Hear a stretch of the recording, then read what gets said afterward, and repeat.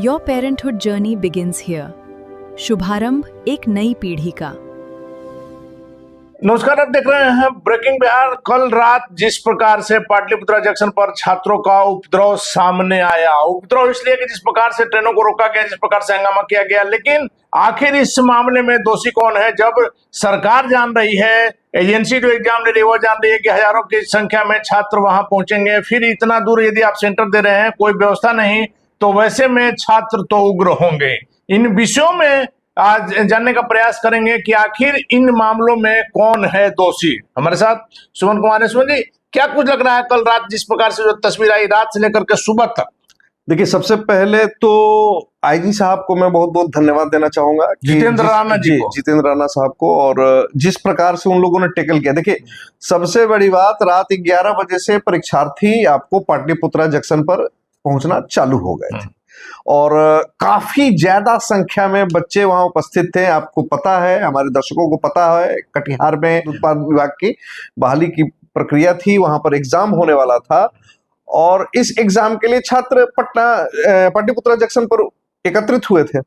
लेकिन जब छात्र स्टेशन पर जाते हैं तो देखते हैं कि एक ट्रेन है मात्र।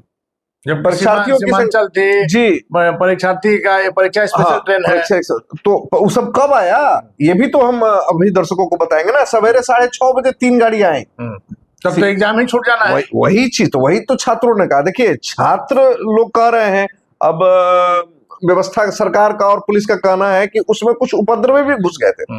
देखिए, जाहिर सी बात है कि जब हजारों हजार की संख्या में, 1000-2000 भी नहीं, 5000 से ऊपर परीक्षार्थी वहां पहुंचे हुए थे, उनको कोई लोग लीड नहीं कर रहे थे, व्यवस्था की कमियों से क्षुब्ध थे। सबसे बड़ी व्यवस्था की कमी से अनजान छात्र भी एकजुट हो गए, एकजुट हो गए। देखिए, इधर लगातार आप जो देश भर में अव्यवस्था का आलम देख रहे हैं, परीक्षा पत्र लीक हो जा रहा है, परीक्षा पत्र, प्रश्न पत्र लीक हो जा रहा है, घोटाले, तमाम तरह की अव्यवस्था से नीट में आपने देखा भी किस तरीके से बीपीएससी में मामले में हुआ। तो कहने का मतलब है कि एक आम छात्र इन व्यवस्थाओं को देखकर क्षुब्ध है। जब वो जंक्शन पर जा रहा है या किसी भी जंक्शन पर जा रहा है, चाहे पटना जंक्शन हो, पाटलिपुत्रा में जा रहा है, वो देख रहा है कि हम लोग भेड़ बकरी की तरह जो है छात्र इकट्ठा हुए हैं और एक ट्रेन दे दिया गया है, जैसे कि बोरा आलू का फेंका जाता है उस तरीके से। अच्छा, एक बार बताइए, जो ट्रेन में जो भर भर के जो बच्चे जाते हैं, ये फॉर्च्यूनर पर और टाटा सफारी पर चढ़ने वाले घर के बच्चे हैं क्या? सभी गरीब, सारे मिडिल क्लास घर के बच्चे हैं। ये सारे जो बच्चे हैं, ये आपको गरीब मध्यम वर्ग के बच्चे हैं, किसान के, मजदूर के बच्चे होते हैं, परिश्रमी वर्ग के बच्चे हैं, और ये लोग जा रहे हैं तो देख रहे हैं कि बताइए, नेताजी लोग को बड़ा बड़ा लाव लश्कर मिला है, आम आदमी के हित की बात करते हैं ये लोग, आम आदमी युवाओं की हित की बात करते हैं। इन लोगों को तो युवाओं का और आम आदमी की चिंता केवल चुनाव के समय में रहती है। देखिए, जब सिपाही की अगर भर्ती है उत्पाद विभाग में, तो सिपाही की बहाली के लिए जब छात्र जा रहे हैं तो आप समझ सकते हैं। और सबसे बड़ी बात है कि आखिर अचानक से तो वहां छात्र नहीं जुटे हैं, सभी लोगों को पता था, जो जिम्मेवार लोग हैं उनको पता था ना कि जब एग्जाम है, पटना का सेंटर यदि आप कटिहार में दिए हुए हैं, तो अचानक से तो लड़के नहीं जुटेंगे। 3000 4000 बहाली है, 16 लाख फॉर्म भरा हुआ है, आप देख लीजिए। कटिहार में यदि आसपास में अगर सेंटर पड़ा है तो सरकार को, जो एजेंसी ले रही है, उसको पता तो है ना कि कितने की संख्या में छात्र आएंगे। यही तो सबसे दुखद है ना, कि इन लोगों को सब कुछ पता होता है, फिर भी ये लोग ऐसा कुछ काम नहीं करते हैं। पटना के बच्चों का क्या जरूरत है कटिहार भेजने का? उसको आप अगल बगल दीजिए, अगल बगल में आप आरा दे दीजिए, जहानाबाद दे दीजिए। अब आप समझिए कि कोई महिला परीक्षार्थी होगा, उसको कितना दिक्कत होता होगा। किसी भी महिला परीक्षार्थी के साथ उसके माता पिता, भाई बहन, कोई ना कोई रहता है। ऐसी स्थिति में आप लोगों ने मजाक बना दिया है परीक्षा को। कभी आपका प्रश्न पत्र लीक हो जाता है, लीक होता है, इससे किसको नुकसान होता है? कभी बच्चों को आप जो है ट्रेन में जो है भेड़ बकरी की तरह ठूसने की बात करते हैं।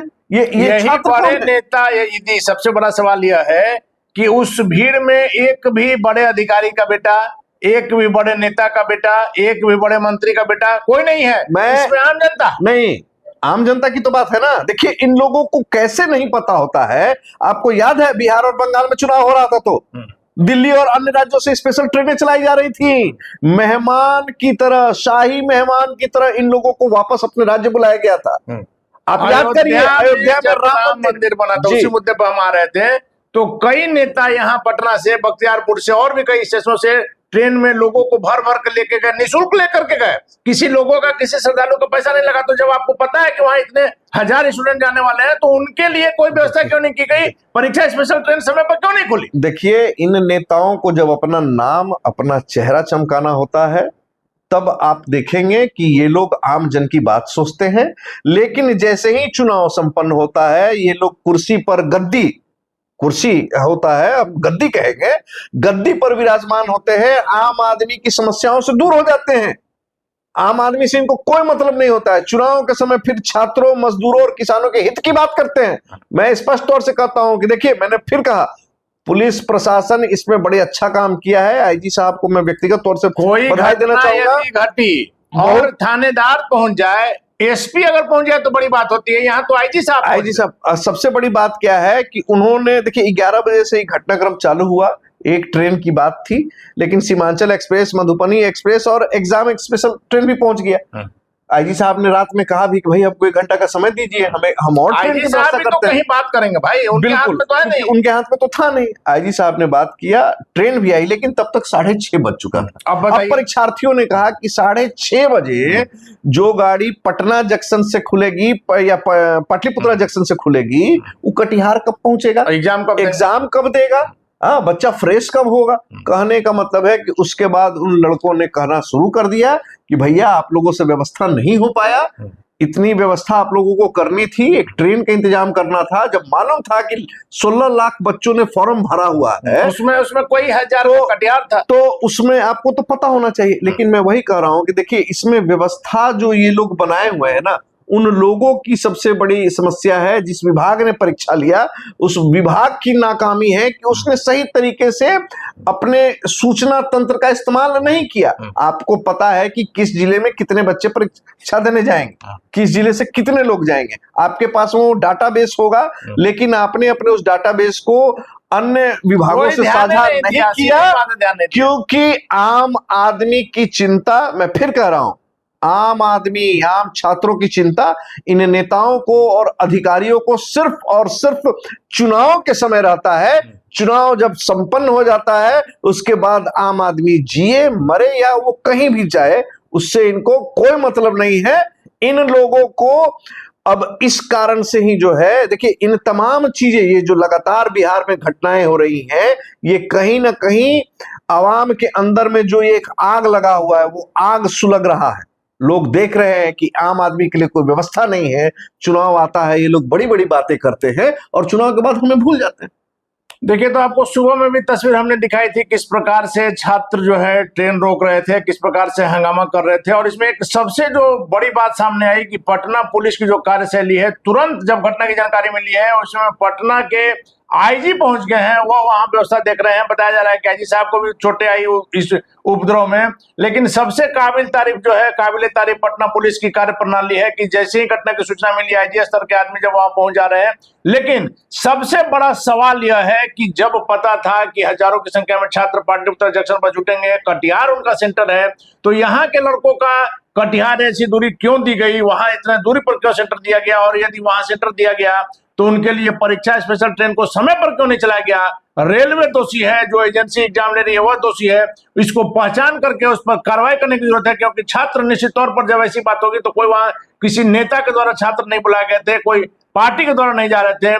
सभी छात्र एक दूसरे से अनजान, व्यवस्था के खिलाफ, जब उन्होंने देखा कि कोई व्यवस्था नहीं है तो व्यवस्था के खिलाफ सभी अनजान छात्र एक होकर के हंगामा किए, ताकि लोगों का ध्यान, प्रशासन का ध्यान आकर्षित कराया जा सके। लेकिन छात्रों के भविष्य के साथ जो खिलवाड़ हो रहा है, निश्चित तौर पर ऐसी घटनाओं पर यदि रोक नहीं लगाई जाएगी तो छात्र इस मामले में और ज्यादा उग्र हो सकते हैं। इस मामले में सरकार क्या करती है, देखना काफी महत्वपूर्ण होगा। फिलहाल आप बने रहें ब्रेकिंग बैक्स।